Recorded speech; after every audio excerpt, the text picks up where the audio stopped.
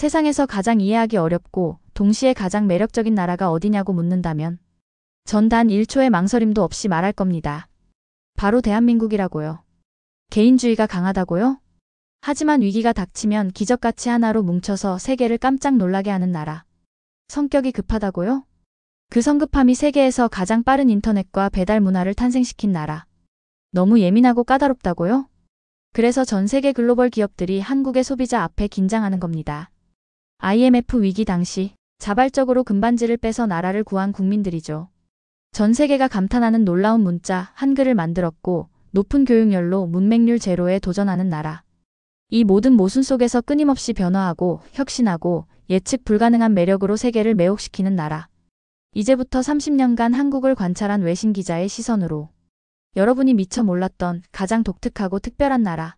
한국의 진짜 모습을 들려드리겠습니다. 준비되셨나요? 지금 바로 시작합니다. 안녕하세요. 저의 이름은 다니엘 르클레르이고 프랑스에서 온 기자입니다. 어느 날 아침 한 나이 든 여성분이 인도에서 미끄러져 넘어졌고 식료품들이 사방으로 흩어졌어요. 파리나 런던에서라면 아마 몇 사람만이 도움을 주기 위해 멈췄을 거예요. 하지만 여기서는 마치 보이지 않는 신호가 군중을 통해 전달된 것 같았어요. 몇 초 안에 적어도 15명의 낯선 사람들이 그들의 급한 걸음을 멈추고 그 여성을 돕기 위해 멈췄어요. 그들은 그녀의 물건들을 모으고 그녀가 일어나도록 도왔으며 계속 길을 가기 전에 그녀가 다치지 않았는지 확인했어요. 제가 이 장면을 보고 있을 때 제 전화에서 긴급 뉴스 알림이 울렸어요. 북한이 미사일 시험을 실시했고 이는 국제 언론에 충격파를 보냈어요. 저는 보고서를 제출하기 위해 서둘렀지만 주변에서 일어나는 특별한 일을 알아챘어요. 잠시 전까지 흩어져 있던 개인들이 이제 목적을 가지고 하나가 되었어요. 평범한 대화로 가득 찼던 커피숍들은 이제 모든 시선이 텔레비전 화면에 고정되어 있었어요. 낯선 사람들이 서로 상황에 대해 논의하기 시작했고 걱정과 정보를 공유했어요. 항상 이런 식이에요. 저의 번역사 민지 씨가 설명했어요. 우리는 정치부터 어느 야구팀이 더 나은지까지 모든 것에 대해 싸우고 논쟁할 수 있지만 외부 위협에 직면하면 우리는 하나가 돼요. 저는 제 눈앞에서 국가가 변화하는 것을 경외심을 가지고 지켜봤어요. 정부 관계자들은 즉시 기자회견을 조직했고 시민들은 패닉 없이 침착하게 물품을 모았으며 몇 시간 안에 소셜미디어는 두려움보다는 응원 메시지로 가득 찼어요. 이것이 한국의 역설에 대한 저의 첫 번째 통찰이었어요.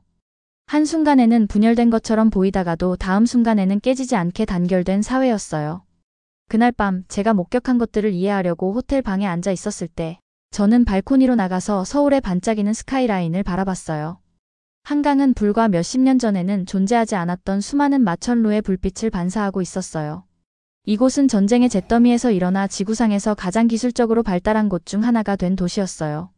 그 순간 저는 역사가 제 앞에서 펼쳐지고 있다는 것을 깨닫자 등줄기에 소름이 돋았어요. 글로벌 강대국들에 둘러싸여 있음에도 불구하고 우뚝 서서 두려워하지 않는 작은 나라였어요. 어떻게 제 고향 프랑스보다 작고 거의 천연자원이 없으며 중국, 러시아, 일본 사이에 위치하고 북한의 지속적인 위협 아래 있는 나라가 단지 생존하는 것이 아니라 번영할 수 있을까요? 저는 혼자 중얼거렸어요. 그 답은 다음 날에 저 앞에 펼쳐지기 시작했어요. 저는 초등학생들이 제가 한 번도 보지 못했던 강도로 공부하는 것을 보았고 그들의 부모님들은 밤늦게까지 학원 밖에서 기다리고 있었어요. 저는 비즈니스맨들이 자정까지 일하고 그 후에는 마치 가족처럼 모여서 식사와 음료를 나누는 모습을 관찰했어요. 저는 나이든 여성들이 파리에서 자신의 절반 나이의 사람들보다 더 많은 에너지로 산책로를 하이킹하는 것을 보았어요. 이 나라는 단지 생존하는 것이 아니었어요. 항상 더 빠르게, 항상 더 높이 현재에 만족하지 않고 미래를 위해 끊임없이 자신을 재창조하면서 끊임없이 앞으로 나아가고 있었어요. 공기 중에는 전기가 있었고 단지 밝게 빛나는 네온 사인과 번개처럼 빠른 인터넷뿐만 아니라 자신의 영혼에 힘을 불어넣는 것 같은 느껴지는 에너지가 있었어요. 저는 6개월 동안 머무를 생각으로 한국에 왔어요. 그것은 30년 전이었고 저는 여전히 여기에 있으며 여전히 이 훌륭한 퍼즐 같은 나라를 이해하려고 노력하고 있어요.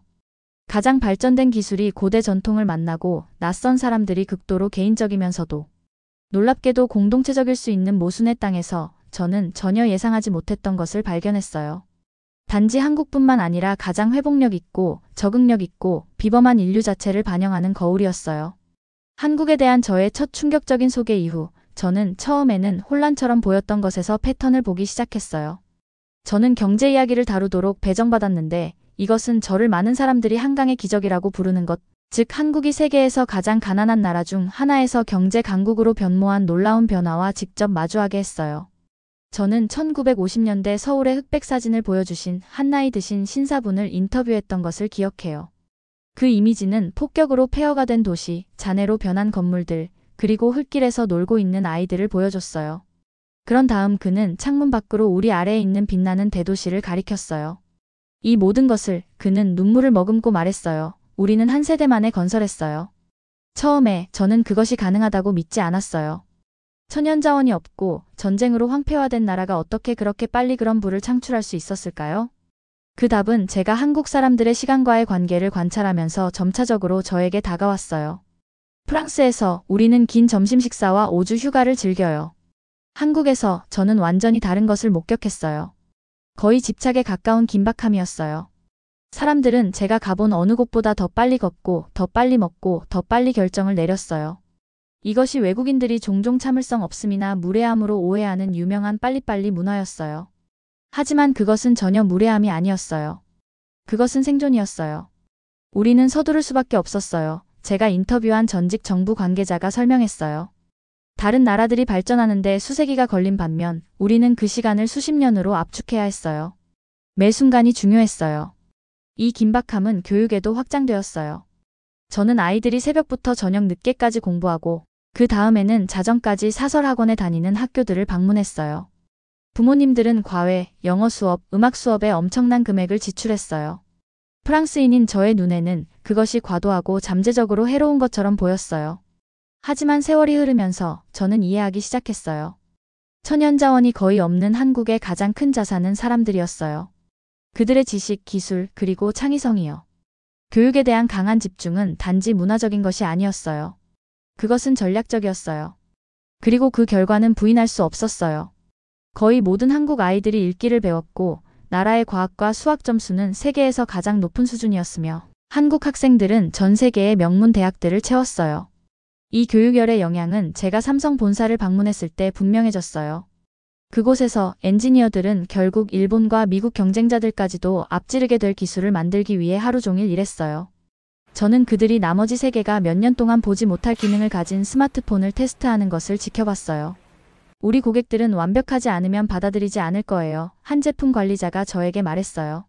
한국 소비자들은 세계에서 가장 까다로운 비평가들이에요. 저는 한국의 까다로운 소비자들이 실제로는 그들의 비밀 무기라는 것을 이해하게 되었어요. 새로운 제품이 출시되면 한국인들은 모든 세부 사항을 분석하고 아주 작은 결함에 대해서도 큰 소리로 불평했어요. 이런 면밀한 조사를 견뎌낸 회사들은 어디서든 성공할 수 있었어요. 이것이 글로벌 기업들이 점점 더 그들의 제품을 먼저 한국에서 테스트하는 이유라고 설명했어요. 만약 그들이 한국 소비자들을 만족시킬 수 있다면 그들은 누구든지 만족시킬 수 있었어요. 세월이 흐르면서 저는 서울뿐만 아니라 전국의 변화를 목격했어요. 고속열차가 도시들을 연결했고 깨끗한 고속도로가 흙길을 대체했으며 이곳의 인터넷은 세계에서 가장 빠른 것이 되었어요. 이 모든 일이 제가 보도하는 동안 일어났어요. 마치 다른 곳에서는 한 세기가 걸렸을 발전의 타임랩스 비디오를 보는 것 같았어요. 하지만 이 기적적인 성장 아래에서 저는 그런 급속한 진보의 인간적 비용이라는 그림자를 감지했어요. 사진을 가지고 있던 나이 드신 신사분은 자랑스러운 뿐만 아니라 치러진 희생을 기억하면서 눈물을 흘렸어요. 하루에 14시간씩 일한 노동자들, 아버지들이 해외에서 일하면서 분리된 가족들, 더 나은 미래를 위해 행복을 미룬 한 세대 전체였어요. 이것이 또 다른 한국의 역설이었어요. 다른 나라들이 수세기 동안 이룩한 것을 수십 년 만에 달성한 국가이지만 그 대가는 제가 인간 정신을 깨뜨리지 않고도 그러한 압축된 진보가 유지될 수 있는지 의문을 갖게 만들었어요. 한국에서의 3년째 되던 해에는 아무도 예상하지 못했던 일이 일어났어요. 여기서는 단순히 IMF라고 알려진 1997년 아시아 금융위기요. 경제 붕괴가 시작되었을 때 저는 한국이 다른 영향받은 국가들과 같은 운명을 겪을 것이라고 생각했어요. 몇 년간의 불황, 정치적 격변, 그리고 사회적 불안이요. 저는 틀렸어요. 대신 일어난 일은 저를 말문이 막히게 한 한국인 성격의 또 다른 면을 보여줬어요. 정부가 파산을 피하기 위해 국제통화기금으로부터 수십억 달러를 빌려야 한다고 발표한 날을 저는 절대 잊지 못할 거예요. 뉴스는 들불처럼 퍼졌어요. 하지만 패닉이나 시위 대신 놀라운 일이 일어났어요. 평범한 시민들이 자신들의 저축을 인출하기 위해서가 아니라 그들의 개인금, 결혼반지, 가족유산, 메달, 어떤 것이든 그들의 나라를 돕기 위해 은행과 정부 사무실 밖에 줄을 서기 시작했어요. 왜 당신의 결혼반지를 포기하시나요? 제가 줄에서 기다리고 있는 중년 여성에게 물었어요. 왜냐하면 한국이 저보다 그것을 더 필요로 하기 때문이에요. 그녀는 간단히 대답했어요. 이 전국적인 금 모으기 캠페인은 20억 달러 이상을 모았어요. 저는 50년 동안 빼지 않았던 금반지를 빼는 나이 드신 할머니들, 그들의 결혼반지를 바치는 젊은 부부들, 그리고 경쟁에서 이긴 금메달을 가져오는 아이들을 지켜보며 서 있었어요. 그 장면은 제 눈에 눈물을 가져왔고 등골이 오싹해졌어요. 파리에 있는 제 편집장은 제 보고서를 믿을 수 없었어요. 이것이 정말 자발적인 것인가요? 그는 정부의 강압을 의심하며 질문했어요. 하지만 강압은 없었어요. 오직 정치, 나이, 사회적 지위를 초월하는 집단적 결단력만 있었어요. 이것이 가장 강력한 형태의 한국 역설이었어요. 강렬하게 개인주의적이고 경쟁적으로 보일 수 있는 사회가 갑자기 집단적 생존을 향해 일하는 하나의 유기체로 변했어요. 정치에 대해 격렬하게 논쟁하거나 지하철 플랫폼에서 서로를 밀치며 지나갈 수 있는 동일한 사람들이 이제는 어깨를 나란히 하고 목적에 단결되어 서 있었어요. 이 기간 동안 저는 모든 삶의 영역에서 수많은 한국인들을 인터뷰했어요. 직원들을 해고하지 않기 위해 자신의 급여를 0으로 삭감한 CEO. 추가 임금 없이 자발적으로 더 오래 일한 공장 직원들. 졸업 파티를 취소하고 그 돈을 구호기금에 기부한 대학생들. 위기는 제가 완전히 이해하지 못했던 것을 드러냈어요. 개인의 편안함보다 집단의 복지를 우선시하는 한국의 우리 개념이요. 이것은 사회주의나 강제된 집단주의가 아니었어요. 그것은 위기 때 가장 강하게 나타나는 깊이 뿌리내린 문화적 가치였어요. 가장 놀라운 부분은 회복의 속도였어요.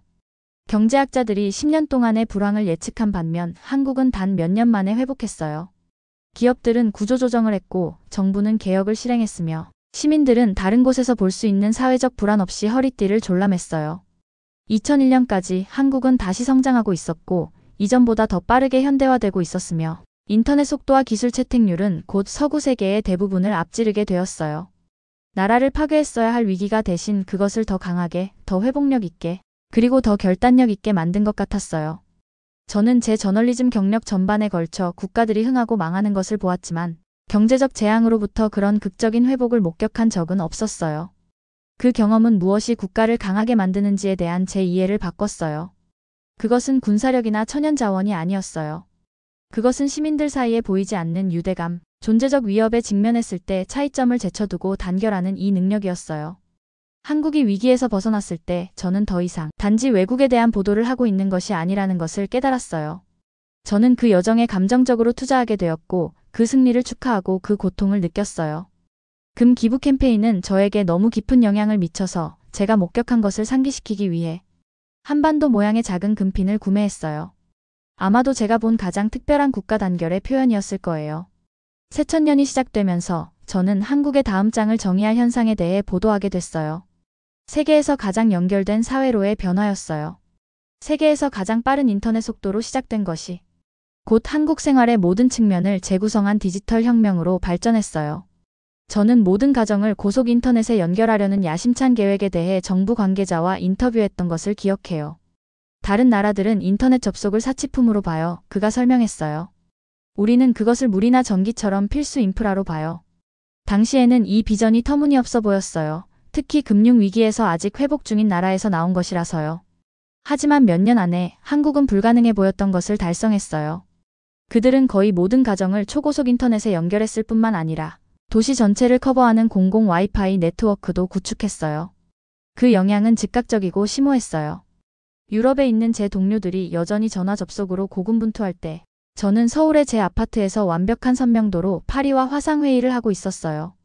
미국 친구들이 느린 다운로드에 대해 불평할 때 저는 버퍼링 없이 고화질 비디오를 스트리밍하고 있었어요. 하지만 기술 자체가 중요한 것이 아니라 그 기술이 우리 삶에 가져다준 변화와 새로운 가능성이 진짜 의미였어요. 그것은 한국인들이 그것을 어떻게 사용했는지였어요. 어느 저녁 저는 젊은이들이 게임하는 것을 관찰하기 위해 PC방을 방문했어요. 그 장면은 정말 긴장감과 에너지가 넘쳤어요. 수백 명의 10대와 젊은 성인들이 교육과 일에 대한 접근 방식을 반영하는 강렬함으로 가상 전투에 참여하고 있었어요. 이 아이들은 단순히 게임을 하는 게 아니에요. 제 한국인 친구가 설명했어요. 그들은 능력을 개발하고 있어요. 속도, 전략, 팀워크. 한국이 세계적으로 경쟁하기 위해 필요한 것과 같은 자질이에요. 그는 과장하지 않았어요. 몇 년 내에 한국 게이머들은 세계 챔피언이 되었고 이마이너스 스포츠는 프로리그, 기업 스폰서십, 유명인을 갖춘 합법적인 경력 경로로 발전했어요. 다른 나라들이 쓸모없는 오락으로 무시했던 것을 한국은 수십억 원의 가치가 있는 문화적 수출품으로 변화시켰어요. 이 패턴은 한국 드라마, K-팝 음악, 온라인 콘텐츠에서도 반복됐어요. 디지털 소비로 시작된 것이 디지털 창작으로 발전하면서 한국은 인터넷을 통해 전 세계적으로 문화를 수출하게 됐어요. 저는 파리와 뉴욕의 10대들이 한국 패션을 모방하고 한국 음악을 듣고 심지어 한국어를 배우기 시작하는 것을 흥미롭게 지켜봤어요. 한류, 즉 한국 물결은 단순한 오락이 아니었어요. 그것은 한국의 규모나 군사력이 암시하는 것보다 훨씬 더 한국의 세계적 영향력을 높인 소프트 파워였어요. 제가 처음 도착했을 때 많은 서양인들이 지도에서 위치를 찾을 수 없었던 나라에서 이 모든 것이 나왔어요. 디지털 변화는 멋지고도 우려되는 방식으로 일상생활에 영향을 미쳤어요. 저는 조부모들이 손자들과 영상통화를 위해 스마트폰을 유창하게 사용하는 가족들을 관찰했어요. 레스토랑들이 종이 메뉴를 태블릿으로 대체하고 결제가 완전히 전화를 통해 처리되는 것을 봤어요. 심지어 전통시장까지도 QR코드와 배달 앱을 채택했어요. 한국은 그 단어가 다른 곳에서 유행하기 수년 전에 현금 없는 사회가 되고 있었어요. 전통시장에서 노인 농부가 야채에 대한 디지털 결제를 받는 것을 보면서 저는 제가 지금까지 본 가장 극적인 고대와 현대의 충돌을 목격하고 있다는 것을 깨달았어요. 5,000년 된 농업 전통이 21세기 기술과 만나도 한 박자도 놓치지 않는 모습이었어요. 하지만 이 디지털 혁명에는 그림자도 있었어요. 한국은 또한 인터넷 중독, 온라인 괴롭힘, 지속적인 연결에 대한 압박에 대한 우려가 증가하는 것을 경험했어요. 국가를 전진시킨 동일한 우수성에 대한 추진력이 때로는 개인들을 한계점까지 밀어붙였어요. 저는 자발적으로 연결을 끊을 수 없는 10대들이 회복하기 위해 보내진 디지털 디톡스 캠프 현상에 대해 보도했어요. 저는 자녀들이 실제 세계의 연결을 가상의 것들을 위해 희생하고 있다고 걱정하는 부모들을 인터뷰했어요. 이러한 이야기들은 한국의 기술적 기적 아래에 있는 복잡성을 드러냈어요. 전례 없는 속도로 진보를 항해하는 인간적인 도전이었어요. 이러한 우려에도 불구하고 저를 가장 감동시킨 것은 변화를 저항하기보다 받아들이려는 한국의 의지였어요. 다른 사회들이 새로운 기술들이 허용되어야 하는지에 대해 논쟁하는 동안 한국은 그것들이 어떻게 개선되고 더 효과적으로 통합될 수 있는지를 물었어요. 전통에 상관없이 오래된 시스템을 버리려는 이 의지는 한국에게 더 확립된 국가들이 종종 부족한 적응력을 주었어요. 한국의 디지털 변화에 대한 보도를 작성하면서 저는 단순히 기술적 진보가 아니라 사회가 전통이 아닌 혁신을 중심으로 자신을 조직할 수 있는 방법의 근본적인 변화를 기록하고 있다는 것을 깨달았어요. 한국은 디지털 혁명을 따라가기만 하는 것이 아니었어요. 그것을 주도하고 있었고 다른 국가들이 결국 따를 모델을 만들고 있었어요. 오늘은 제가 한국에서 지낸 지 30년이 되는 날이에요. 6개월 임무로 시작한 것이 제 인생의 일과 열정이 되었어요. 제가 셀 수 없이 많이 변화하는 것을 지켜본 서울의 거리를 걸으면서 저는 얼마나 많이 바뀌었고 또 얼마나 많은 것이 신비롭게도 그대로인지에 감동받았어요. 2025년의 서울은 제가 처음 마주했던 도시와 거의 닮지 않았어요. 한때 경적 소리로 가득했던 거리를 세련된 자율주행 차량들이 조용히 미끄러지듯 지나가요. 건물들은 태양광 유리와 운동 에너지 시스템을 통해 자체적으로 전력을 생산해요. 지하 쇼핑 단지는 수마일에 걸쳐 확장되어 있어서 모든 날씨의 기후가 조절된 안식처가 되어 있어요. 심지어 공기도 더 깨끗해졌는데 한국이 한때 산업 발전에 쏟았던 것과 같은 열정으로 친환경 기술을 받아들였기 때문이에요. 하지만 이러한 변화 아래에는 한국의 본질은 제가 수십 년 동안 이해하려고 노력해온 그 역설적인 정신이 변하지 않고 남아있어요. 오늘 아침 저는 초고층 빌딩 사이에 자리 잡은 전통 찻집을 방문했어요. 노인 주인은 저를 알아보고 웃으며 수년 전 제 첫 방문 때 관찰했던 것과 같은 의식적인 정확함으로 차를 따라주셨어요. 우리가 편안한 침묵 속에 앉아있는 동안 저는 밖에서 회의를 향해 서두르는 젊은 전문가들을 지켜봤어요. 그들의 서두르는 걸음이 우리의 평온함과 대조를 이루고 있었어요. 한국이 너무 빨리 변했다고 생각하세요? 제가 그녀에게 물었어요. 그녀는 제 컵을 데우면서 질문을 고려했어요. 겉모습은 변해요. 그녀는 마침내 창문을 향해 손짓하며 대답했어요. 하지만 내면에서 우리는 같은 한국이에요. 그녀의 단순한 대답은 30년의 관찰 끝에 제가 믿게 된 것을 담아냈어요. 물리적인 한국은 그 도시들, 기술, 그리고 경제적으로 혁명에 혁명을 거듭해왔어요. 하지만 한국인을 독특하게 한국인답게 만드는 핵심 특성들은 이 모든 변화 속에서도 일관되게 유지되어 왔어요. 전쟁 후 나라를 재건한 그 같은 강렬한 결단력이 지금은 인공지능 시스템을 만드는 스타트업에 힘을 실어주고 있어요. 시민들이 금을 기부하도록 영감을 준 그 집단적 정신은 이제 지역사회가 탄소 배출을 줄여 환경을 지키는 기후 프로젝트를 이끌고 있어요. 공부하는 아이들로 학원을 가득 채웠던 그 교육적 열정은 이제 양자 컴퓨팅과 생명공학에서 획기적인 성과를 내는 연구자들을 배출하고 있어요. 저널리스트로서 저는 역사가들이 틀림없이 인류 역사상 가장 놀라운 국가적 변화 중 하나라고 부를 것을 목격하고 기록하는 특권을 가졌어요. 빈곤에서 번영으로, 독재에서 민주주의로, 고립에서 문화적 영향력으로 모두 한 세대 안에 이루어졌어요. 하지만 제 가장 가치 있는 통찰은 대통령 인터뷰나 기업 회의실에서가 아니라 평범한 한국인들과의 평범한 순간들에서 왔어요. 작은 아파트에서 저에게 김치 만드는 법을 가르쳐준 할머니, 고추장으로 빨개진 손으로 세대를 거쳐 전해진 발효기술을 설명해 주셨어요. 교통체증 속에서 한국시를 암송했던 택시기사, 제가 완전히 이해할 수는 없었지만 어떻게든 느낄 수 있었던 식으로 저를 감동시켰어요. 공원에서 저에게 다가왔던 아이들, 제 외국인 외모에 호기심을 가졌지만 나누기를 고집했던 아이스크림으로 저를 환영해 주었어요. 이러한 만남들은 저에게 진정한 한국을 보여주었어요. 단순한 경제적 기적이나 기술적 원더랜드가 아니라 그 복잡성이 쉬운 분류를 거부하는 사람들의 국가였어요. 형식적이면서도 따뜻하고 경쟁적이면서도 공동체적이며 전통적이면서도 혁신적이고 실용적이면서도 깊이 감정적이었어요. 30년이 지난 후 저는 더 이상 외부인으로서 한국에 대해 글을 쓰지 않아요. 이 나라는 제 일부가 되어 제 관점을 형성하고 제 가정에 도전했어요.